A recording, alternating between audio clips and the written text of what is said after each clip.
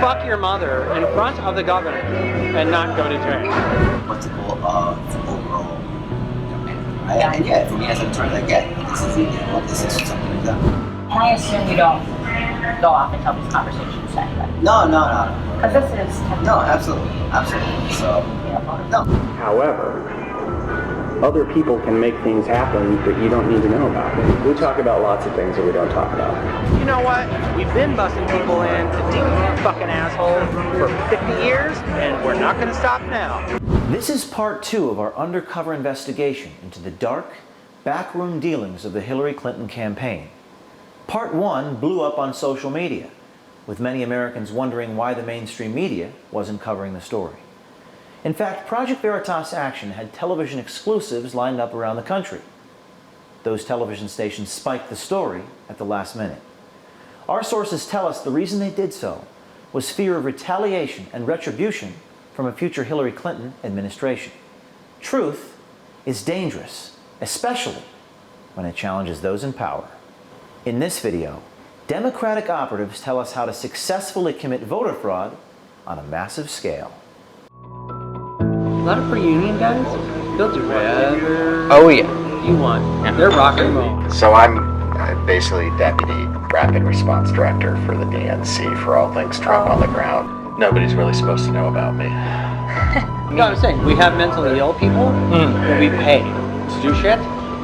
Make no mistake. This guy named Cesar Vargas is his name. I got a priest to cry on camera once. You know, Brad and Bob and Lux and myself are all part of the old school method where it doesn't matter what the freaking legal and ethics people say. We need to win this motherfucker. So Bob is really good friends with him, and talked to him this afternoon. And they are all in. If we can get 25 grand, they're all in. Our investigators wanted to find out what it would take to get the highest favorable turnout. Democratic politico Scott Fovel was our target, and he was more than willing to lead us through the process of how to rig an election. We did to them when we were in charge too. So what did we do? We did the exact same thing. Only we manipulated the vote with money and action, not with laws. It's a very easy thing for Republicans to say, well, they're busting people in. Well, you know what? We've been busting people in to deep fucking asshole for 50 years, and we're not going to stop now. We're just going to find a different way to do it. So, I mean, I grew up with that idea. You know, they used to bus people out to Iowa. If we needed people out there, we used to bus people out to Iowa. When we met Scott Fovel, he worked for People for the American Way, an organization funded in large part by George Soros. He now works for Americans United for Change. It's a nonprofit that claims to, quote, move America in a new, better direction, unquote. With guys like Fovel working for them, we wonder what direction that might be. When I do this, I think you're an investigator first. Good. Yeah. Work backwards. Yes. Yeah. That's great. I used to do the investigation piece. Yeah. Different method. I think backwards from how they would prosecute if they could, and then try to build out the method to avoid that. The plan that was discussed was how to bring people from one state into another state to vote illegally. They could invalidate. Well, okay, let's just say, in theory, if a major investigation came up of major vote fraud that way, how would they prove it and who would they charge? Are they going to charge each individual?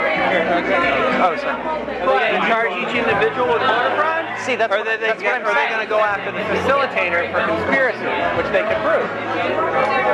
And it's one thing if all these people drive up in their personal cars. If there's a bus involved, that changes the dynamic. So it's the legality. Well, yeah. Because you can prove conspiracy if there's a bus. Yeah. If there are cars, it's much harder to prove. And there's enough money. If there's enough money, then you have people drive their POV. Absolutely. Or you have them drive rentals. Yeah, with Wisconsin license plates. Absolutely. Well, you can't have them with Wisconsin license plates because rentals here, most of them don't have Wisconsin license plates. Oh. But there's thing's called used car auction. Used car auction. The titles belong to some unknown company. They're company cars.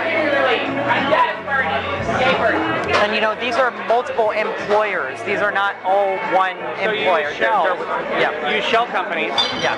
Cars come from one company, the paychecks come from another. There's no bus involved, so you can't prove that it's en masse. There you go. So it doesn't tip people off. There you go. That's what I'm saying. See, okay, yeah. So now I'm starting to see that. Yeah. Okay. Yeah. When I do this, I think as an investigator first. Good. Yeah. Work backwards. Yes. Yeah, that's great. I used to do the investigation. Yeah. A different method. I think backwards from how they would prosecute if they could, and then try to build out the method to avoid that. So, okay, so you're saying shell companies, you're saying the car... if the car rental has a Wisconsin license plate and is owned by a third entity, then it's much harder to prove that these people drove in from out of state. There's no bus involved, so you can't prove conspiracy. and they would have to be looking for them in the first place. Oh, a bus is something that you're not looking for, or Exactly. that you are looking for. Yeah. A car. And Our journalist helped brainstorm with Fovel on how to come up with addresses for their phony voters. Now, if we just have the canvassers logging the homes, they don't even have to know why they're doing put a it. mark on it. And say, this address, you know, we have moved, but moved could mean someone else moved Then in. you take that data and you flip it out and you give it to people and you have people download it. That's brilliant. I love it. So, yeah, and you know, it sort of depends upon how much the canvassers don't have to know why they just need to be told to do. Yeah. In fact, you don't want them to. Right. The question is whether when you get caught by a reporter, does that matter? Because does it turn into an investigation or not? In this case, in this state, the answer is no. Because they don't have any power to do anything. Right. So this is sort of maybe not stuff for the general, but stuff to maybe hold off until. No, I think you could do it for the general. You have to do it in multiple states. Okay. So what you do is you implement the plan on a much bigger scale. You implement a massive change in state legislatures and in Congress. So you aim higher for your goals, and then you implement it across every Republican-held state. I'll let you know what goes with. So starting on the grassroots. That's honestly the ripest environment to do it in. Two, within striking distance. Michigan, Indiana. Least restrictive donation caps and campaign finance laws and investigation and any investigative arms and any of that. Like, they have weakened it so bad in these three states. You could fuck your mother in front of the governor and not go to jail. If you had enough money to go like this. Fovel then told our journalist that he knew the guy that makes stuff like this happen. So Bob Kramer comes up with a lot of these ideas. I work with Bob Kramer one-to-one all the time. I'm the white hat. Democracy Partners is kind of the dark hat. I will probably end up being a partner there at some point. Because our philosophy on this is actually the same. Bob Kramer founded Democracy Partners in 2011. He is the husband of Jan Schakowsky, a Democratic congresswoman from Chicago, and in 2005 he pled guilty on tax violations and bank fraud. He was convicted and sentenced to 5 months in prison and 11 months of house arrest. One of the things that Steve was talking to Scott about, that he passed on to me, and I think it's one of the reasons why I got in touch with you, he envisioned, what do you need to be able to vote in some of these new voter, what do you really need, okay? What makes you a citizen? And if you look at that checklist, it's an ID card of any kind that shows you who you are, and a pay stub that shows you're getting paid at a local address someplace. I mean, true. To get registered. Yeah, to get registered. Yeah. So you go in and register. If you have those two things, you're registered to vote. Yeah. So if you, let's say I had a business inside of, say, Illinois or Michigan, and I hired people, and I had addresses for them, I could write them checks for those. I could use them as day laborers or whatever, and use them and find my way around the voter ID, the voter registration laws for Hispanics. That's one thing. I'm actually, that idea, when he gave it to me, I was like, that sounds like something we could register huge numbers of people that way. Well, that kind of thing kind of stuck in my craw when he mentioned it to me. All right, let me, on that front, I'm going to write down these options. Let me see if I can chat with the people who are most involved in Hispanic voter registration. Okay.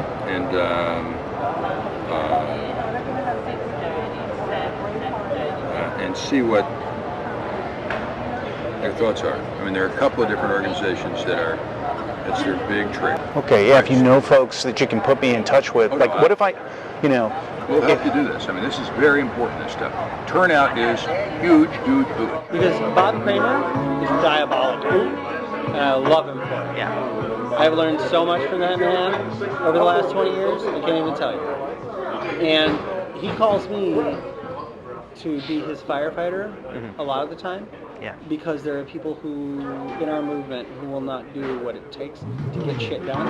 And I am not that person. I'm the one they send when everything has gone to shit. So he spends a lot of time on the phone with my boss, actually, like asking for me to go places that I don't go. We had our donor set up a second meeting with Bob Kramer to see how he could help put this voter fraud plan into motion. This is re-enfranchising the voters. That's how I look at it, okay? If I could, through my company, employ these people for a day, okay, or for a week, or for a month, okay? And I could find work for them, useful work for them, and issue corporate IDs for them. Here's my fear. We can run this by our lawyers. Okay. My fear is that someone would decide that this was a big voter fraud scheme. Kramer hesitated to help our donor pull off the voter fraud scheme that Fovel created. Bob came back to me and asked me, what is he talking about? I told him what we were talking about. What you did. And he said, well, I'm not going to touch that with a 10-foot pole now. Right. I go, nor should you. Good advice. Nor should you. He goes, good, I'm glad we're on the same page there. I said, however, other people can make things happen that you don't need to know about. And he goes, so that's where I think this goes. yeah. But you do understand, he's still going to have to know about it. Mr. Kramer? Yes. Well, I mean, is that okay as long as it's outside of... Okay. Now... We talk about lots of things that we don't talk about. Fovel told us about a guy in New York that works with Kramer a lot. We wondered if he was the guy who could pull off the voter fraud scheme. This guy named Cesar Vargas is his name. So Bob is really good friends with him and talked to him this afternoon. Vargas is an interesting character. He is the co-founder of the Dream Action Coalition, a New York lawyer and a dreamer himself. Born in Mexico, Vargas is an undocumented alien. What he was had this idea, and Scott made it seem possible, but said it wasn't possible to happen. But I even know if it's actually possible is, essentially getting a bunch of people, on a bus or whatever, taking them around the country. They legally can vote, so they can vote. At the same time, they're also getting work permits under a different name and voting again on behalf of people who cannot vote. Right. Yeah, I was to say, can we make some effort, especially within the midterm elections in 2018?